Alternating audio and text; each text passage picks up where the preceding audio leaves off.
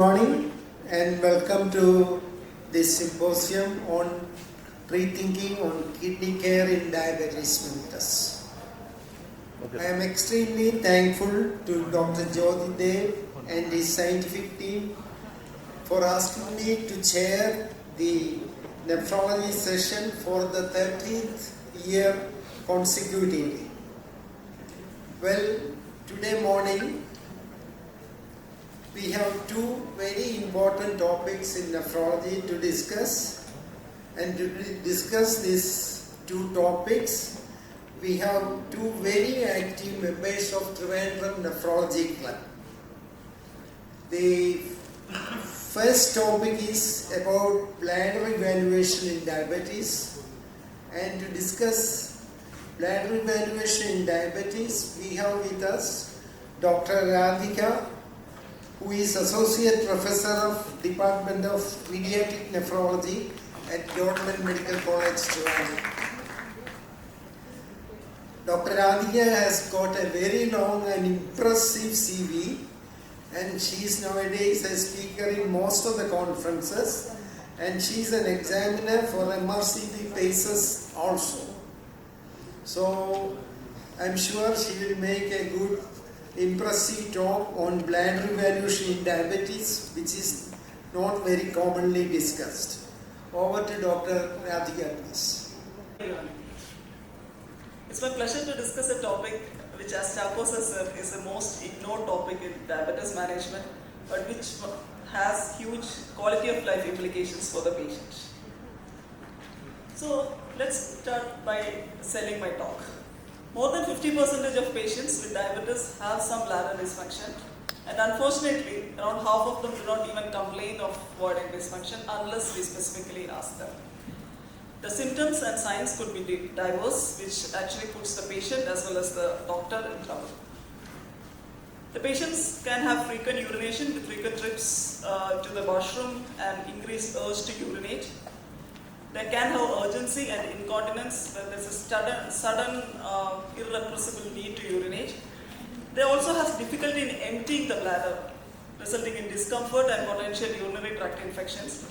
And it's not limited to all this what we call soft symptoms, but it can also have long-term complications like chronic urinary tract infections.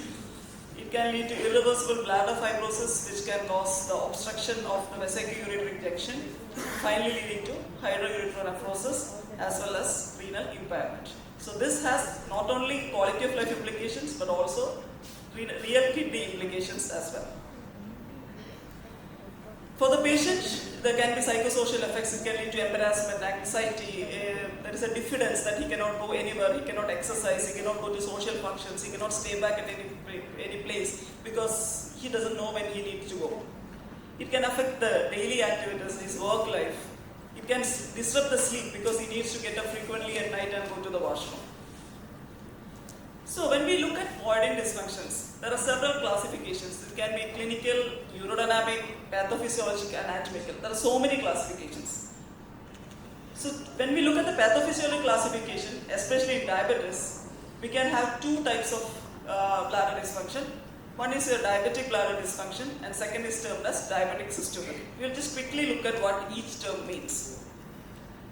Diabetic bladder dysfunction is actually a spectrum of disease. It's not just one clinical disease, it's a spectrum of disease.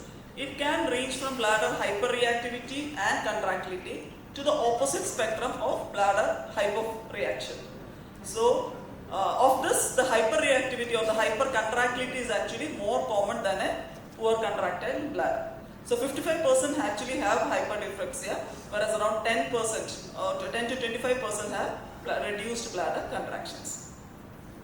Diabetic cystopathy, whereas it's more specific, it means a lower urinary tract symptom due to damage to the afferent fibers in the bladder wall. So here the bladder is not contracting well, you have a very flaccid bladder, you have increased post-void residues, the patient has difficulty in emptying the bladder. So that is diabetic cystopathy. So functionally, you can classify the disease as a failure to store and failure to empty. So the bladder, we all know, have two functions. One is to store urine and second is to empty urine when required. So you can classify the disease like that. And again, failure to store could be because of the bladder, where as we said, there can be involuntary contractions or there can be decreased compliance. Or the problem could be at the outlet. You can have anatomic incontinence, we can have neurogenic or traumatic sphincteric incontinence, or a combination of the both. So bladder or the outlet.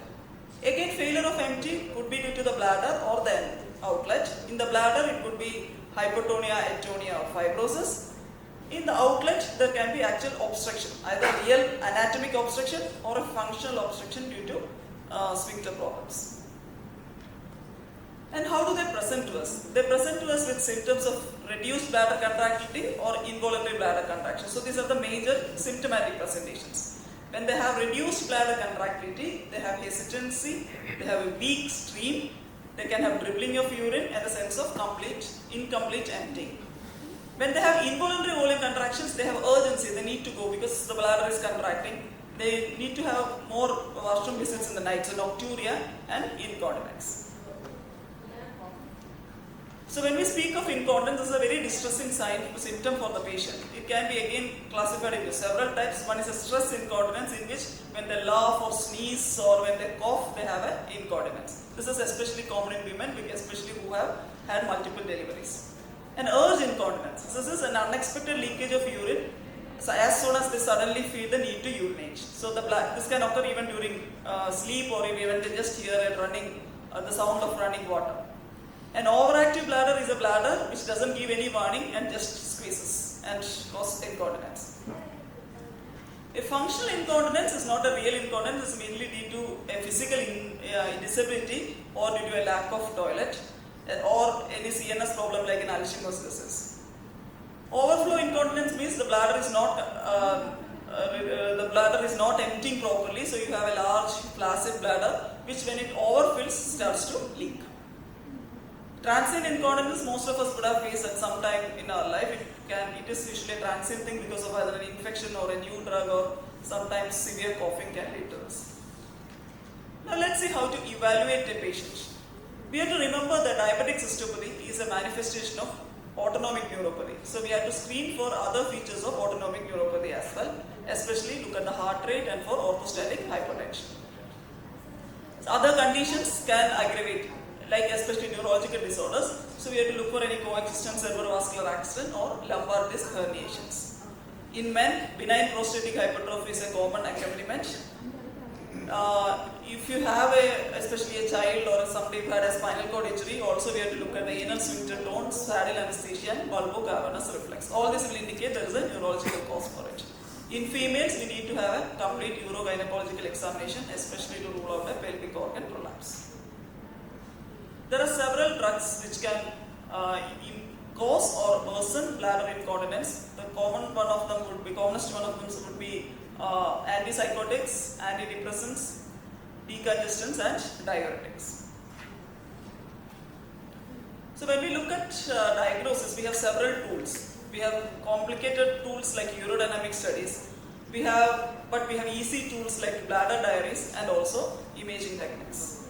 Treatment options will include lifestyle modifications, surgical interventions and medical management. And the management has to be multidisciplinary, so we might have to involve other specialties also. So the question comes, how to assess bladder function? This is a very simple tool, bladder diary. So this everybody can do in their own clinics. Very easy, only we need a cooperative patient. What the patient needs to do is, he needs to measure all his voids in a day. And he needs to measure the amount of fluid that he is drinking. And he just needs to chart it. For example, if he wakes up at 7 a.m., voids 250 ml, he needs to measure and write 250 ml. What this does is, it gives us very important information on what actually is his bladder capacity. How much urine actually he can hold in his bladder. Second thing is, what is his actual frequency? And this is real life data. Whatever test we do, it is all done in a lab, so it is not really real. But when we do it at home, this is something which is done at home. This gives you real life data of about what is happening to the patient. An X-ray KUB is a very useful tool because most of the patients, if you ask them if they are constipated, they would tell you they are not constipated. Because constipation has a variable definition for every one of us. For somebody, passing stools in 1 or 2, 3 days is not constipation. For someone who pass stools 2 to 3 times a day is not constipation. So asking for constipation is usually not very reliable. So to have a reliable thing, you can take an X-ray and it might, most of the time it will show you impacted stool. Unless you treat constipation, your bladder will never improve. So before you start bladder in a patient, you should always start addressing the constipation. Second thing you can use is to use a physical stool chart. It's a very easy chart which can be downloaded and a printout can be kept in the clinic, and you can ask them actually what type of stool he passes. Coming to more testing, a uroflowmetry is an easy test. It is not available everywhere, but it is quite a very simple setup. Here it is like a commode. The patient can sit and pee, or if it's a male, he can stand and pee into the commode. There you can see that it is getting collected in a jar, and there is a measuring equipment kept here. So it actually measures the volume which goes in. It also measures the flow range. So this will give us idea whether it is an overactive bladder. If the stream is intermittent, it indicates a extrusor sphincter dyssynergia, meaning when the when the extrusor is contracting, the sphincter is supposed to relax. It is not relaxing, so that is why the stream is interrupted. And if there is a weak stream, it indicates constipation or an obstruction. You can combine it with an EMG, putting electrodes in the gluteal area, and it can give you the pattern of muscle contractions also. So this is the normal graph. This is a bell-shaped graph is supposed to be the normal graph. If you see the graph like this, you see the peak is very less. The normal peak is somewhere around 20 to 25, so it is very less and it is prolonged. So this is typical of an obstructed urine pattern. Here what happens is that the pressures are going up, but it is coming down, and again it is a prolonged voiding. Again this is an extrusor impairment pattern. Here what happens? There is a flow, it comes down. Flow comes down, flow comes down. So this is going on. This is because the patient is not able to void freely. So what he's doing is he's doing a valsalva, he's putting pressure on the abdomen. So that is why he's voiding for some time. As soon as he releases the breath, this is coming down. So this is going on. So this is called as a valsalva voiding pattern. And the last one is a superflow pattern. Superflow pattern means this is pretty common, especially among females. This is like they have a large peak and a small duration of voiding. So that is known as a superflow pattern. Another easy measurement is to do a post-void residue. If you see more than 200 ml of urine left in the bladder, it indicates that it is significant. Urodynamics or video dynamics is a more complicated assessment. You require a very sophisticated instrument for that, and you put in catheters into the rectum as well as into the bladder and see the pressures. So this actually tells you what is the pressure and what is the flow rate. This is a more, I would say, sophisticated test which is not available at every facility. So let's come to the management goals. So we want to relieve them symptoms, we want them to be free of urinary tract infection and ensure that they get adequate bladder empty. Behavioral management is very important, especially if you have an obese female. If you reduce the weight loss, you reduce the weight by 5 to 10%, it will significantly lower the symptoms. High caffeine, alcohol intake, cigarette smoking, all should be a strict no-no. Minimize nocturnal polyuria by confining most of the fluid intake to the beginning or early afternoon. And you can ask them to void before going to bed and the first thing in the morning. Bladder training techniques, we can try to increase the interval. So suppose you ask the patient to void every 30 minutes initially, then slowly increase to 1 hour and let him hold for at least 2 hours. So slowly you can train the bladder. Scheduled voiding, very important, especially for lazy voiders. They have to void every 2 to 3 hours, irrespective of whether they have the feeling to go or not. Fluid management, you should ask them to have adequate fluid intake. That adequate should be specified, like 2 to 3 liters of water, something like that, because adequate again is very relative term. And stress management strategies like yoga and all could help. There's another thing which is known as a double voiding technique. Double voiding technique just means that they sit and void, get up and again sit and void. This ensures that the bladder gets emptied completely, so that any post-void which is left, which can cause leaking, is prevented. In hypotonic or atonic bladder, they can actually use a valsalva or press on the abdomen. Pelvic floor exercises, especially Kegel's exercise, are very important, especially in females. They can be done in men as well. Coming to the drugs, we have several groups of drugs. One is anticholinergic, which is a time-tested drug. The time-tested drugs are oxybutynin, tolterodine, solifenacin. They reduce the overactivity and increase the bladder capacity. Similarly, same thing is done by the beta-3 agonists, which are the newer drugs on the in the horizon. We are now very familiar using mirabegron. Mirabegron is not yet available here. They again relax the bladder capacity, and compared to anticholinergic, they don't have the psychological side effects, blurred vision, somnolence, dizziness, etc. The only side effect that we need to be careful, because being a beta agonist is hypertension. So need to monitor them for hypertension. It's a very, very, very rare. I'm yet to see one case of hypertension because of beta-3 agonist.